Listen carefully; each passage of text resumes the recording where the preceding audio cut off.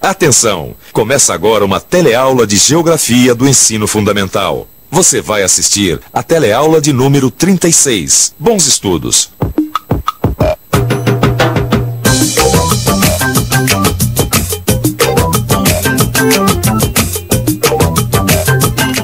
Eu sempre entreguei correspondência de todos os países aqui da América Latina. Tanto que eu conheço todos eles de cor. Agora, outro dia, estava lendo no jornal uma coisa que me deixou um pouco grilado. Falava de uma tal de América Andina. Bom, no começo eu achei que fosse erro do jornal, né? Mas aí eu vi que a palavra se repetia várias vezes. Aí eu fiquei curioso. E você? Sabe o que é América Andina? Se você não sabe, não se preocupe, porque é sobre isso que a nossa teleaula vai falar hoje. Na teleaula de hoje, você vai conhecer a Cordilheira dos Andes e a sua importância econômica e cultural nos diversos países que ela atravessa. Vai aprender também quais são as principais características geográficas dessa região de muitos contrastes, que engloba o altiplano, o litoral e a bacia amazônica. E agora, muita atenção, porque a sua teleaula está apenas começando. Vai atrasar? Ah, é, agora. Não, os gerentes já estão me impressionando. Nós temos que achar uma solução, viu? Não sei qual é, mas... Eu vou fazer o seguinte, eu vou dar uma pensada e depois te ligo, né? Tá bom, muito obrigado. Pelo visto, temos grandes problemas, né? Grande. Bota grande nisso, viu? Uma rede de supermercados me fez uma encomenda de importação de atum. Eu consegui um carregamento que viria lá do Equador, mas agora eu fiquei sabendo. O navio está com problemas nas máquinas e só vai sair do porto daqui a 30 dias. Vai atrasar. Caramba, 30 dias? Ah, meu Deus do céu, por que isso não vem por terra? Pega o atum, bota no caminhão e vem, velho. Falar é fácil, né? Dá só uma olhada. Se o carregamento de atum viesse por terra, lá do Equador, teria que cruzar a Cordilheira dos Andes, passar pelo Peru, pois o Equador não faz fronteira com o Brasil, e entrar aqui no nosso país pela bacia amazônica. Quer dizer, se tivessem construído aquela rodovia que ligaria o Acre ao Pacífico, não teria problema. Essa rodovia vai ser muito importante porque vai integrar o Brasil aos outros países andinos.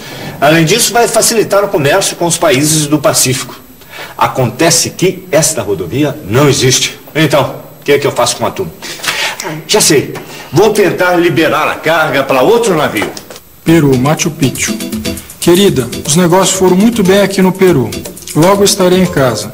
Aproveitei a folga para avistar Machu Picchu. É um lugar assombroso.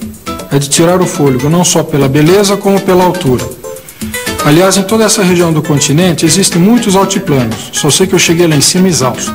Mas valeu a pena. Só faltou passar um disco voador. Até breve.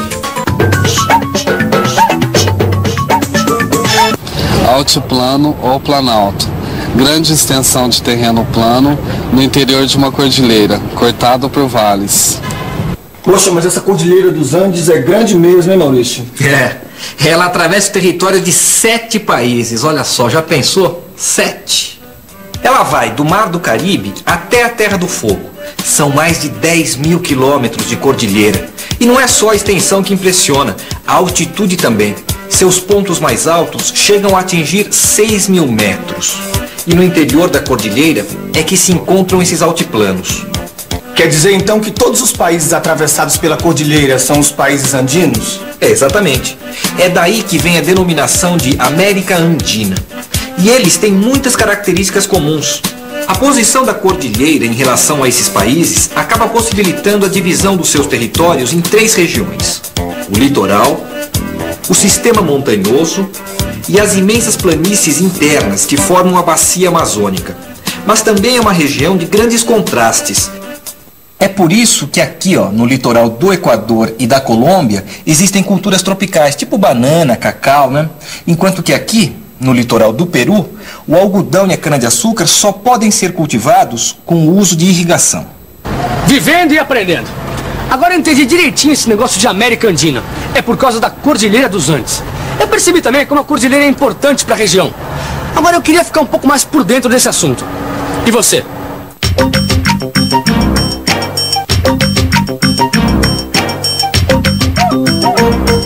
Dois grandes grupos ameríndios pré-colombianos desenvolveram civilizações rurais nos altiplanos andinos até aproximadamente os 5 mil metros. Entre eles, os Incas.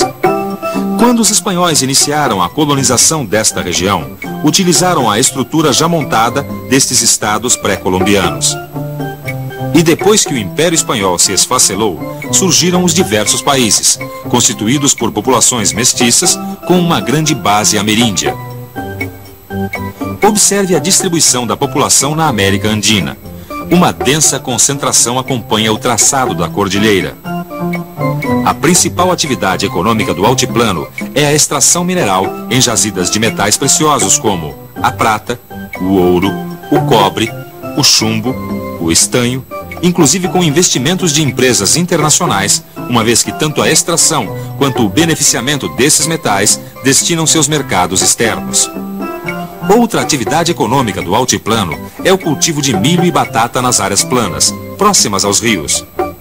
Esta vertente andina contrasta com as imensas superfícies planas da bacia amazônica, onde numerosos rios, entre eles o próprio rio Amazonas, nascem da cordilheira e o clima passa a ser tropical e úmido. Bom, tá certo. Então eu fico esperando o seu telefonema. Obrigado.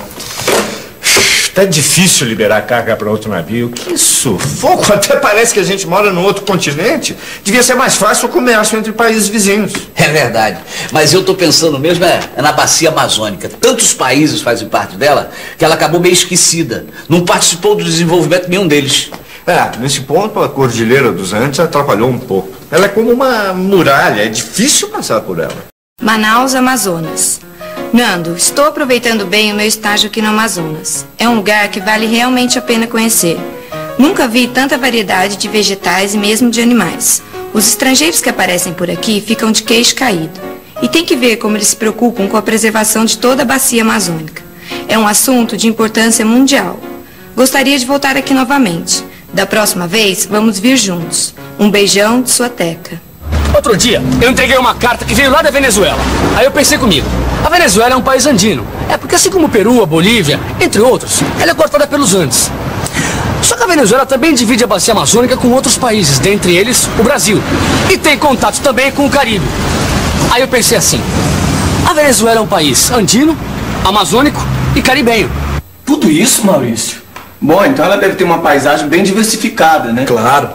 Olha, na verdade, o país útil fica mais aqui, ó, na parte andina e caribenha. E não ultrapassa uns 200 quilômetros da faixa litorânea. E repara que essas três paisagens estão bem distintas, olha só. Eles se organizam em faixas paralelas. Tem a Cordilheira Andina, a Depressão do Orinoco e o Planalto das Guianas. E aqui na Venezuela foram encontradas imensas jazidas de petróleo no Lago Maracaibo e na Bacia do Orinoco. Poxa, Maurício, é mesmo, né? A Venezuela, nossa vizinha, é grande exportadora de petróleo. Produtora e exportadora. Ela nacionalizou o petróleo em 1975. E a Venezuela também foi a que fundou a OPEP, a Organização dos Países Exportadores de Petróleo. E é um dos membros mais ativos dessa organização. Maurício, será que a Venezuela, a Colômbia, o Peru, a Bolívia, o Equador, quer dizer, todos esses países andinos, eles têm a mesma influência dos Andes na sua economia? Sabe que nessa você me pegou? Eu não tenho muita certeza disso não, viu? Na verdade, não. Poderia-se dizer que esses países são desigualmente andinos. Como assim? Você está querendo dizer que o peso econômico da região andina é diferente em cada um desses países? Isso mesmo. Você quer ver? Olha, aqui diz que enquanto num país como a Colômbia, a região andina contribui com 80% do produto interno bruto, no Peru esse valor é de apenas 15%. Você vê que diferença? Mas esses países também têm muitas coisas semelhantes, tanto que eles criaram um mercado comum. Ah, eu já ouvi falar. É o tal Pacto Andino. Em 1969, os países andinos firmaram um acordo para integrar suas economias em um mercado comum, o Pacto Andino. Este acordo visava principalmente reduzir as barreiras tarifárias entre os países membros. Em 1996, os países integrantes resolveram criar a Comunidade Andina de Nações para acelerar o processo de integração. A Venezuela fazia parte da comunidade, mas resolveu se desligar em 2006 para se vincular ao Mercosul. Mas quais as vantagens que esse pacto dá a esses países? Muitas vantagens. Por exemplo, reduz as barreiras tarifárias entre eles, né? E também pretende desenvolver programas de industrialização entre esses países. Isso está escrito aqui, olha só. São aproximadamente 100 milhões de habitantes, afinal é um mercado nada desprezível, né? 100 milhões, hein? É um belo mercado consumidor. Dá para acelerar bem o desenvolvimento dessa região. Mas e nós? A quantas anda o nosso comércio com esses países? Na verdade, nós exportamos bem mais do que importamos para a maioria desses países. Podemos observar no gráfico que o valor das exportações brasileiras em 2007 para os países andinos é muito maior que o valor dos produtos importados desses países.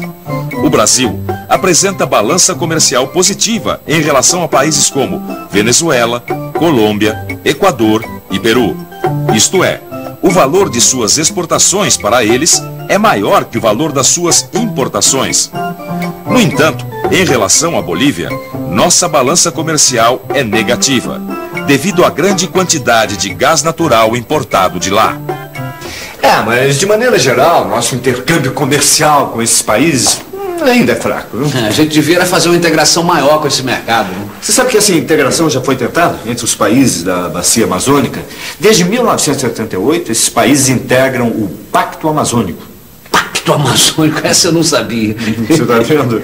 Ele tem as mesmas características do Pacto Andino, ou seja, de promover programas de desenvolvimento comum para os países da região. Acontece que, com os problemas das 2 últimas décadas, dívidas externas, essas coisas, esse pacto não foi adiante. Devia fazer logo essa tal estrada até o Pacífico. Aí sim, uma série de problemas seriam resolvidos. Iria facilitar muito o nosso comércio com os países do Pacífico, de outro continente, né? Japão, Coreia do Sul, Formosa. Alô? Sim? Sim. Ótimo. Parece que eu vou conseguir liberar a carga para outro navio. Sei. Enquanto ele resolve o problema dele, nós vamos para a nossa revisão. E atenção, se liga aí que é hora da revisão. Na teleaula de hoje, você aprendeu que a Cordilheira dos Andes é o fator natural que agrupa os vários países pelos quais ela atravessa e que formam a América Andina. Viu também que os países andinos têm seus territórios divididos em 3 regiões. O litoral, que é extenso e úmido ao norte e seco e estreito ao sul. Os altiplanos, que são as áreas mais povoadas da cordilheira e cuja principal atividade econômica é a exploração de jazidas.